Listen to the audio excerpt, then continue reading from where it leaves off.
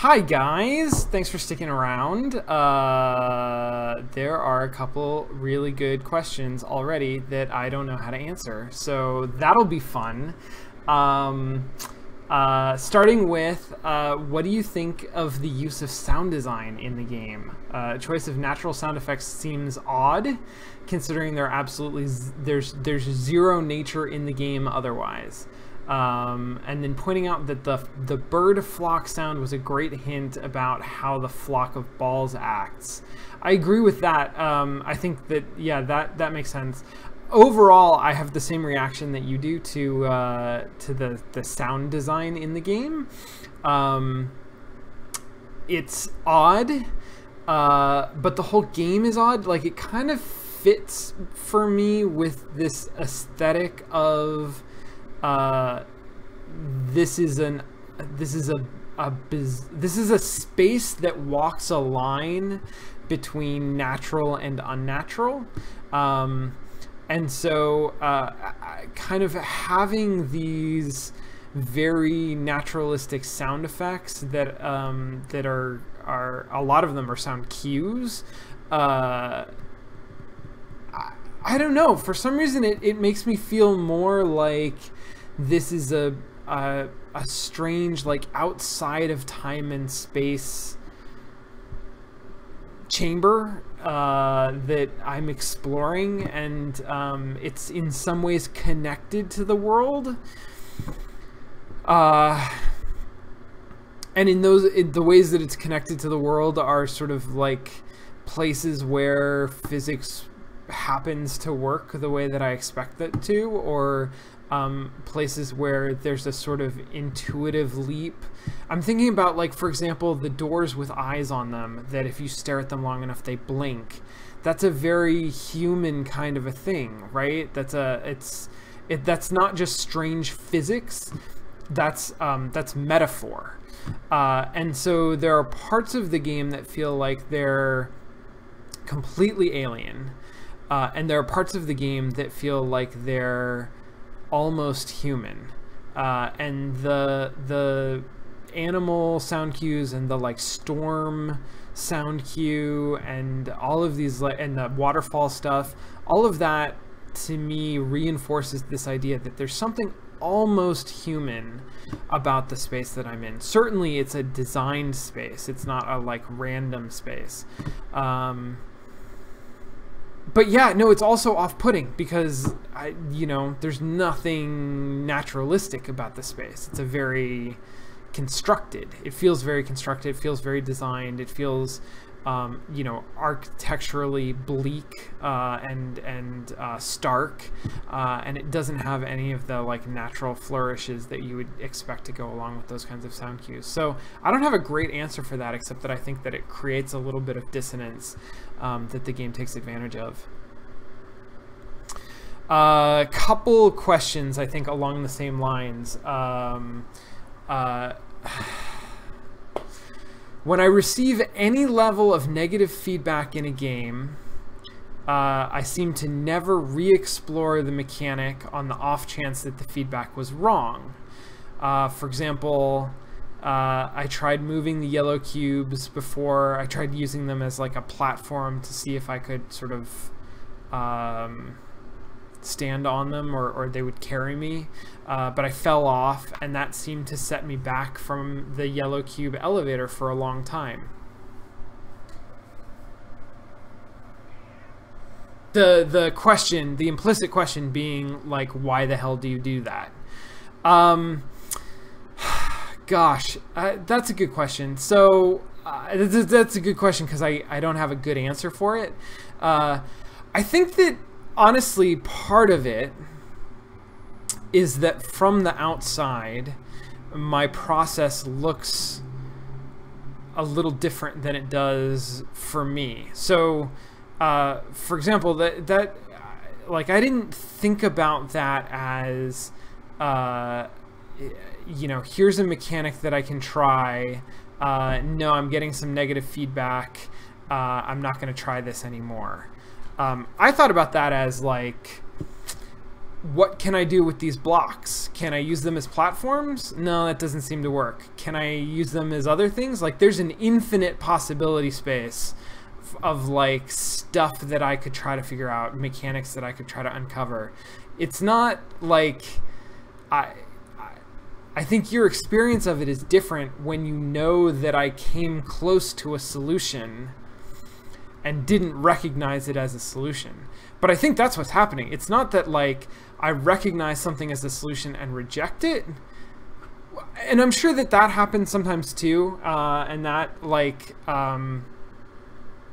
there was a lot around like Half-Life that I think there were solutions that I recognized and rejected because I just had a hard time understanding the concept that like objects that were damage sponges could eventually, my cat is playing with my drawers, could eventually, you know, they had a damage limit, and it just seemed like they didn't. I had a hard time like comprehending that. And there are other things that I'm sure that I have just like ontologically difficult time comprehending how the game actually works, and that is giving me trouble. But a lot of the time I think what's happening is I don't recognize that that's a solution. It's not that I'm actively rejecting it. It's that you may be more aware than I am that that I've sort of come close to a solution and not followed it all the way through. But obviously I'm not aware of that. Like I don't realize that I haven't followed it all the way through. So now that said, I think there's absolutely something to the kind of feedback. So some of this has to do with feedback, some of it has to do with affordances, and some of it has to do with queuing. And I am going to tend to explore the natural affordances of the mechanics that I'm given. Affordances are difficult because they're sort of, an affordance is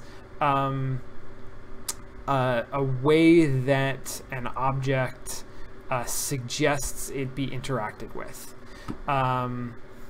So, for example,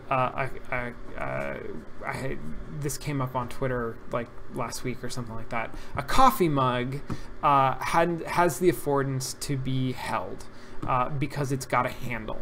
And you look at that and you see the handle and you think, well, I could pick it up by the handle.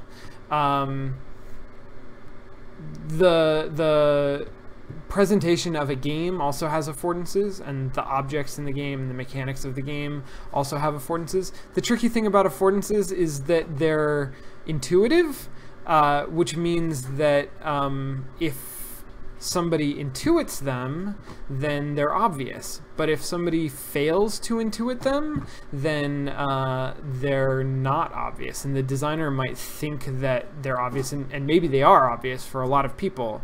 Maybe, you know, this idea that you could ride a single block, a yellow block, is just, that's an affordance of the yellow gun that's very clear. But it wasn't clear to me, so I'm going to tend to gravitate towards things that are like very clearly the affordances of the objects or weapons or tools that I have. I'm going to I'm you know, obviously I'm going to like take cues from my environment. I'm going to try to like do things that that the game suggests to me, and if the game's not suggesting anything to me, then you know, it's hard to predict exactly what things I'm going to focus on. They might not be the right things. I spent a long time like trying to get more blocks into that. I'm thinking about the pulling two ways puzzle, right, where I have no idea what my cat is doing. She's like tearing apart paper. I spent a long time trying to figure out how I could get more blocks into there, because that seemed like the way to solve that puzzle. And pulling two ways didn't mean anything to me. In retrospect, obviously, the solution to that puzzle is obvious, and pulling two ways is an obvious cue as to like what you're supposed to do. But for me, like not seeing that solution, it's a very different experience. It doesn't feel like I'm rejecting a solution. You know, it doesn't feel like anything because I don't see the answer. I'm curious. I don't know if I do that more than other people do. I mean, the implicit in the question is the suggestion that other people play games fundamentally differently, and are. I don't know what the alternative mode of engagement is. I guess. Because it's honestly not like I'm rejecting solutions left and right. It's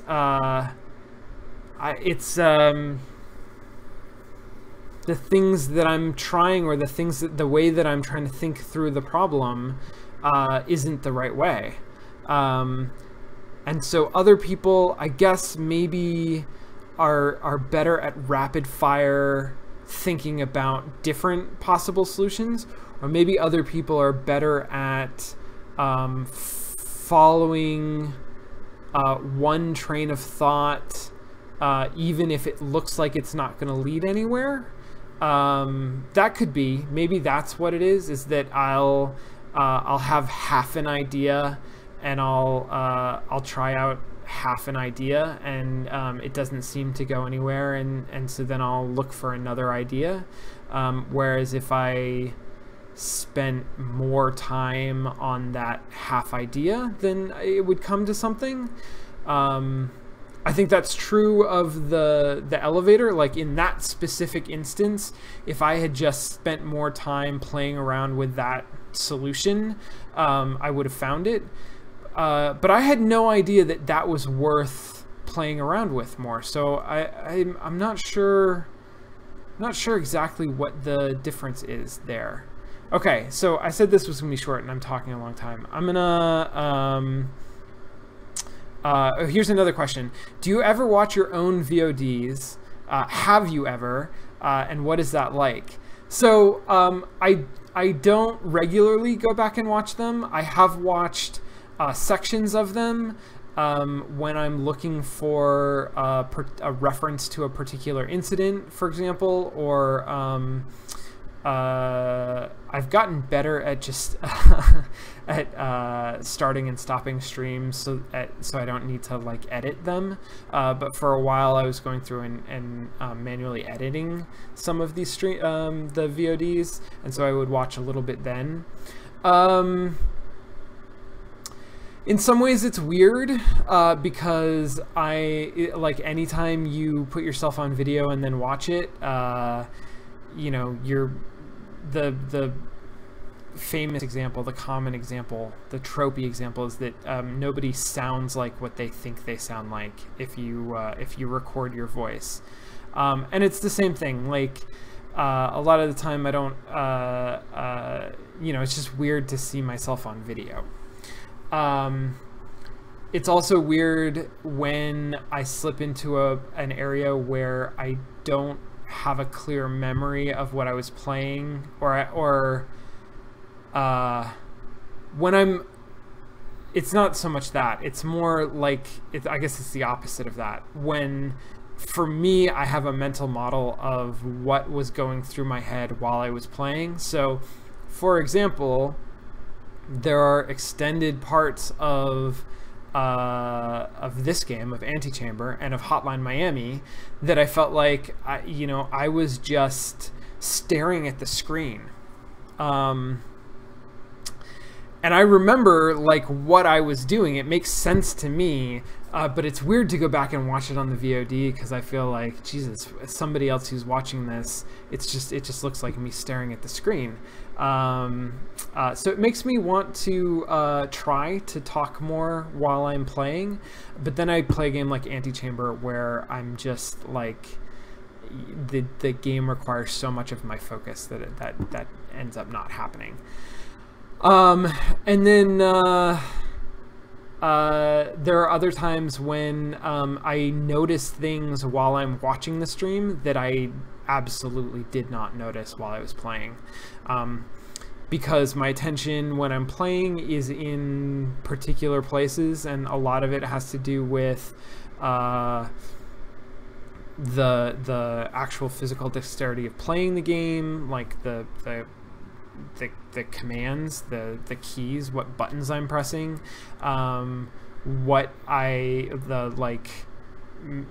my mental model of what's going on in the game and what I'm trying to do next in an action-packed segment is going to be like, I'm going to have attention at different places. And so when I go back and watch on the VOD, I will like notice things that were happening in a different part of the screen than what I was paying attention to at the time, or I'll hear sound cues that at the time like I just couldn't process in real time.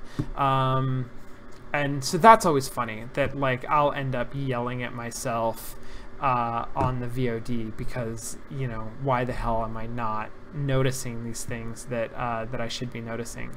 That happens sometimes too. So I guess the answer to the question is that I don't watch it a lot, but I watch it sometimes, and it's super weird when I watch it. Okay, one more.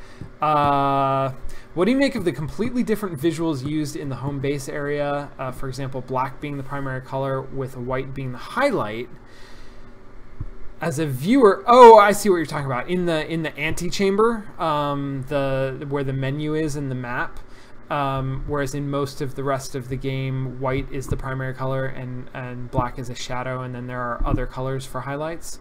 As a viewer, it conveys a sense of relief from the mostly stark white world, which heightens the feeling of familiarity that a home base should have. Do you get the same feeling? That's beautifully articulated. That's really, really wonderful. Yeah, I completely agree with that, but it was subconscious for me. I didn't notice that sort of sense of relaxation that the change in tone created, but I think it absolutely does. For me, it was, I mostly just noticed sort of how distinct that looked from everything else, so that when I hit escape, it was very clear where I had gone, which was especially important, I think, towards the beginning of the game. Even though they do a good job of outright telling you, I think in the very beginning, like when you press, there's a map of like what your keys are, and it says press escape to come back to the antechamber.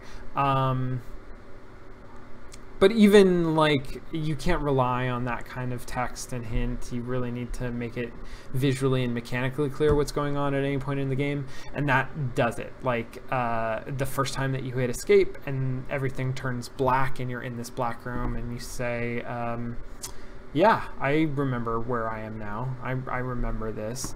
It also helps sort of highlight this idea that you can see that one exit door through there, and that is all white. That's the only wall of the room that's all white. So it increases the sense that there's like a separation of space, that's an outside and this is inside, or vice versa, depending on how you think about it. But I do love this, the way that you've articulated that sense of relief. White on a monitor is bright. It's, you know, white is the highest level intensity of light that a monitor can produce, and black is the absence of light. And so staring at a mostly white screen is really straining on your eyes. Staring at a mostly black screen is much more relaxing on your eyes. This is why a lot of programmers who use text editors will alter the color settings of their text editors so that they're white on black or some other color like yellow on black instead of black on white, which is the standard text editor that most people use. Because if you're staring at it for extended periods of time, white on black is much easier on your eyes. It's less straining. So I think that's 100% correct. When you go from the like mostly white and also very, very high intensity color like world of the Antichamber passages of the maze part, when you go back to the home base Antichamber, having it turn black like is very soothing. It's relaxing. That's cool. That's a really neat observation. Okay, I'm gonna maybe save some of the rest of these questions for next time when I'm going to definitely finish the game, because I feel like now I've got the red gun. I don't know exactly what I'm doing, but there's clearly like there's more stuff to do, and the red gun's gonna help me do it. And yeah, it's going to be good. I'm really excited about it. That'll be next Saturday. Don't forget, not next Saturday, next Wednesday, a week from today. Don't forget that on Sunday is Sunday Game Club at its usual time, 8 o'clock Pacific. It's been a lot of fun. Sunday Game Club, we've been playing Kingdom Hearts, and talking about how the game is designed, and having a lot of really interesting discussions about the narrative and the mechanics. And it's a game that I have never played, so it's fun for me to sort of be a complete newbie and have no idea what's going on in that game. But it's actually, I mean, it's a gorgeous game, and obviously it's famously popular. There's a lot of fan spirit around Kingdom Hearts. So tune in, join us on Sunday for Sunday Game Club. Join me next Wednesday for more play-by-play. Yeah, really excited about it. Thanks everybody. Thanks for sticking around for Q&A. I always have fun doing this. And I'll see you next time. Have a good night.